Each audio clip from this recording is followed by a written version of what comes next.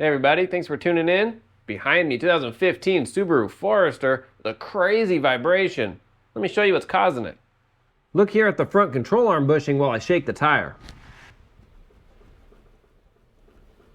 That's some crazy movement. You can imagine that control arm wobbling as you're driving down the road. This is a common issue on this generation Subaru. If this is happening to you, let's fix it together. First thing you want to do is jack the vehicle up, put it on jack stands, and we'll pull the tire off. Let's start with the sway bar link. Believe it or not, that's going to be our hardest component to remove. And before we get started, I recommend using a good penetrant and douse each bolt connected to our control arm. Let me zoom you in. Getting this lower bolt off can really be a pain. What I recommend is having some sway bar links on hand just in case we can't get it off. And if we can get it off, then we'll just return it. The 17 millimeter. Now it's spinning on us. Let's take a pair of vice grips behind here, and there's a little metal stud that we'll be clamping onto. There we go. Still just spinning. Trying to get a better bite on it.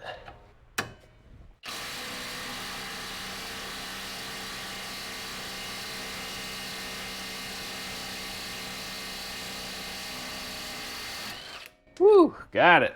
That was smoking. Now, if you aren't able to get that off, the best way is with an angle grinder and a cutoff wheel. I had to use this on the other side. Nice, hardest part is done. Next is our ball joint. There's two ways to remove our ball joint. Some control arms will come with a new ball joint. If you want to use their new ball joint, we'll remove this bolt right here, 14 millimeter. We are not replacing this ball joint, so then we'll remove this nut down here as a 19 millimeter and a cotter pin. I find using a pair of slide cutters works really well in removing these cotter pins. We'll just unbend it on this side, get it as straight as possible, then tap on it. That starts pushing it out on this side, and then we'll just grab it like that and just kind of pull on it, and that'll pull it through. There we go, 19 millimeter. Let me move you a little and we'll separate our ball joint. So I'm going to put the castle nut back on, but backwards, so the castles are facing up instead of down. I'm just going to thread it on until it comes nice and flush. There we go. Now we're going to take a hammer, smack on the control arm, and that vibration should help it break loose. There we go. I'm going to hit up. Okay, I think that's it. Yep, we're loose. We'll pull this back off. We should be able to come all the way down. Yep, okay. Now that we know we got it loose, let's hop onto the back bushing. For the back bushing, this is the bracket we have to remove. On the driver's side, we have this plastic cover here we have to remove. On the passenger side, there is no cover. So passenger is a little easier. These are 12 millimeter. Pop those off. Let's see if we can just bend this out of the way enough. Oh, there's a little clip up here as well. Just using a little angled pick for that clip. Hop on it. Yeah, it comes out pretty easy. There we go. That might be enough. There's a clip in the back here. There we go. We'll get one more bolt up here. It has to drop a little lower. Another 12 mil. All right, perfect. We'll just set that aside. So this bracket has an arm here. We'll remove just the front bolt of the arm. We don't have to remove this back bolt. It's a 17 millimeter. Our two outer bolts are a 19 millimeter. Then we have one center bolt for our control arm, 19 millimeter. Hold on to the bracket because it'll all come down. There we go. We'll just move this out of the way. Our rear bushing's done. Now let's do the front. Our front bushing is a 17 millimeter through bolt. We'll want a wrench on the nut side. For using an impact, I found a wobbly socket. Does the trick on the back side. We'll just put our wrench right here. And then our impact from the back side. Well, that's it. Let's get our control arm out. We'll finish pulling this through bolt out.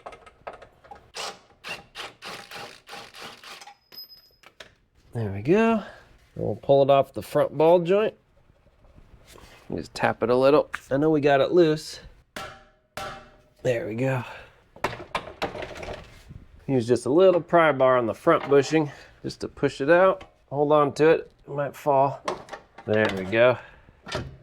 There, that's it. Got it. Now we want to line up our new control arm with our old control arm and just make sure everything looks the same. Put it on top of each other. Make sure they're the same size, everything lines up. Perfect. Now, if your control arm did come with a new ball joint and you're not able to separate this ball joint here, what you can do, just as a tip, go ahead, remove it the way I did, leave the original ball joint in if it's still good, and then you can take this ball joint out and just toss it in your drawer for another day. But if you are able to get the old one out, great, go ahead, use your new one, and you have a brand new control arm and ball joint. Slap it in. Putting in the new control arm can be a little tricky. I find putting in the front bushing first helps out. So we'll just slide this in. Might need to tap on it.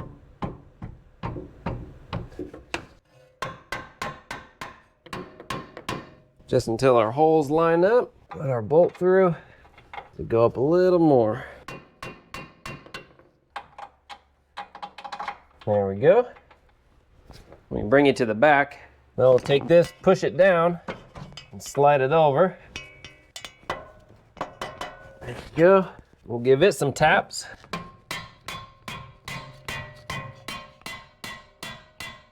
Slides up, nice. I'm just gonna put this nut a few threads just to hold it in place so it doesn't drop out on us. Now let's do the ball joint. Our last point of contact is our ball joint. So we'll push this down, angle our ball joint in. There we go. Move our knuckle if needed.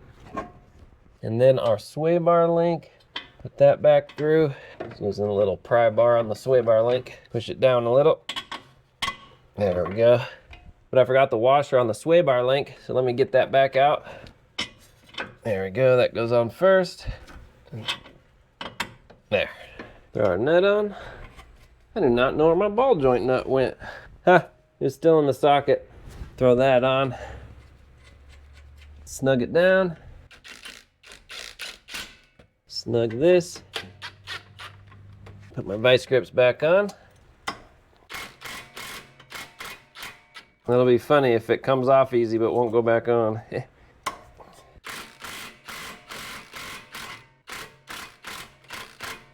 There we go. All right, let's torque these real quick. This upper bolt, if you took that off, is 37 foot-pounds. We didn't take ours off, we took it off down here, and that is 29 foot-pounds. So we'll torque our bottom one. We'll install a new cotter pin. If your castle slot does not fall within the cotter pin hole, we want to go ahead and tighten it up to the next available castle slot. We don't want to back it off, we want to tighten it up to the next slot. All right, new cotter pin. Bend it on the back side. The sway bar link is 44 foot-pounds. Let's put on our rear bushing bracket. All right, we'll take this nut back off. Slide this on. I'm gonna put this front bolt in just to hold it. Just a few threads. We can get these in, just a few threads. There we go. And our control arm bolt. Do our control arm bolt first. Just snug. We don't want it super tight. If you tighten it up, go ahead and back it off a little just so it's snug. Same with these, we'll tighten them up. Snug this one up. Okay, go ahead and put your front control arm bushing bolt all the way through. Get that nut on. We want that snug as well. Not tight, just snug. Once you have that, we want to jack up the control arm and then we'll torque it. By putting a jack under the control arm, we're loading the suspension. Almost to where it starts coming off your jack stand. All right, we'll torque the back one to 81 foot-pounds. Nice. Now we'll do the front one to 70 foot-pounds. Okay, we can let our suspension down, and we'll finish torquing that bracket in the back.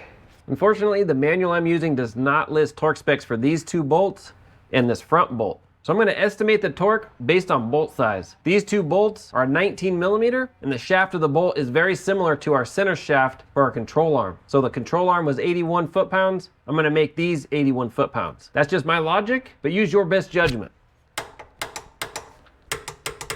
And the one in the front is about the same size as our through bolt for our front bushing. So I'm gonna make that 70. All right, that is it. Control arm replaced. We just have that little plastic shield to put up. I thought I had my camera recording, but it wasn't. So just put that up, those 12 millimeter bolts. Those don't need to be too tight, just a little snug, and then those two clips. And it helps to pull those clips apart to separate the base from the pin. And then just put the base in first, then the pin in second. That's really helpful. And that's it. You want to take it for a good test drive, make sure that vibration's gone, make sure the suspension is nice and tight, and then take it down for an alignment just to have them double check, and you're good to go. Thanks for watching. I'll have a link in the description for the parts and tools used. If you have any comments or questions, post them in the comments below as well. Thanks for watching. We'll see you on the next one.